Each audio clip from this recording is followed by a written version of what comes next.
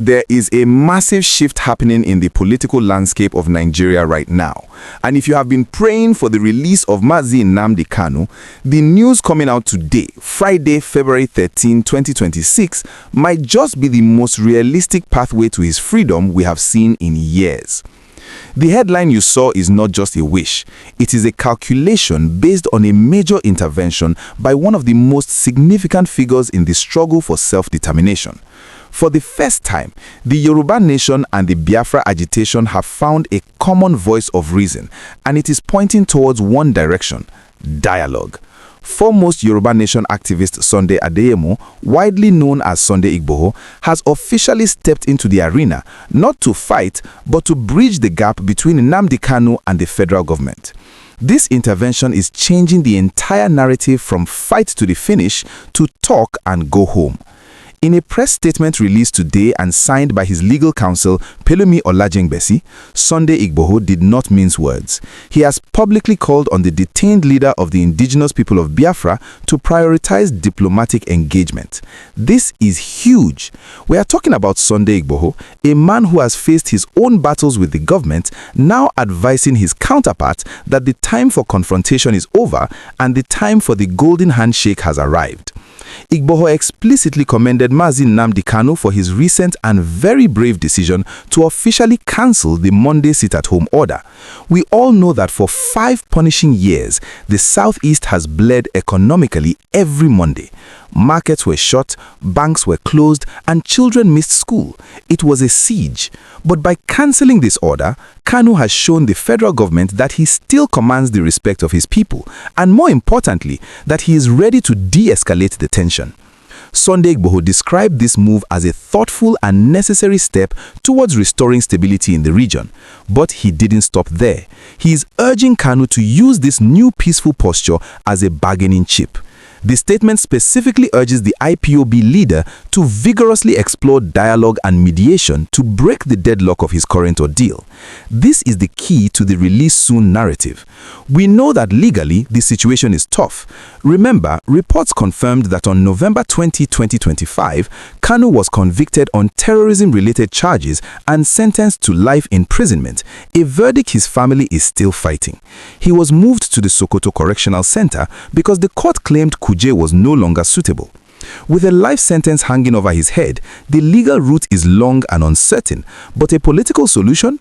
That can happen with the stroke of a pen. This is where the story gets really interesting. Igboho believes that the current administration of President Bola Tinubu is actually waiting for this opportunity. In his statement, he expressed deep optimism that the president would be receptive to these overtures. He noted that while self-determination is a fundamental right, the Tinubu administration is predisposed to negotiation and mutual understanding. This is a direct message to Kanu's legal team. The door is slightly open, push it. If Sunday Igboho, who is a free man today, is saying that dialogue works, it is advice that carries weight. It suggests a growing consensus among ethnic activists that the era of violent agitation is ending and the era of table shaking via conversation is beginning. Before we dive into the warning Sunday Igboho issued to the war profiteers in the Southeast, I need you to take a quick second to support this channel. If you believe that dialogue is better than war, and if you want to see Mazi Nnamdi Kanu released through a peaceful political solution, go ahead and smash that like button right now. It helps us spread this message of peace to more Nigerians. And if you haven't subscribed yet, please click that subscribe button and turn on the notification bell. We bring you the breakdown of these complex stories so you can understand what is really going on behind the headlines. Thank you for staying with us. Now, let's talk about the enemies of peace. In this same statement, Sunday Igboho took a very sharp swipe at the people who are actually enjoying the crisis. We have always suspected that there are individuals, criminals, political jobbers, and even some compromised security agents who profit when the Southeast is bleeding. Igboho warned that the desecration of the region must stop.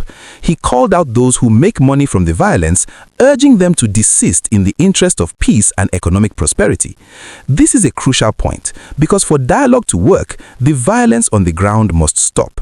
By cancelling the sit-at-home, Kanu has done his part. Now, the criminals hiding under the IPOB name must be flushed out so that the federal government can have no excuse to say we cannot negotiate with terrorists.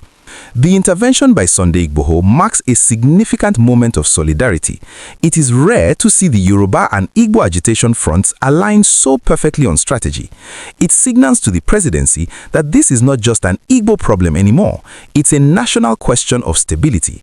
If Kanu embraces this advice and his team officially approaches the Attorney General for a plea bargain or a political settlement, the life imprisonment sentence could be commuted. We have seen it happen in history.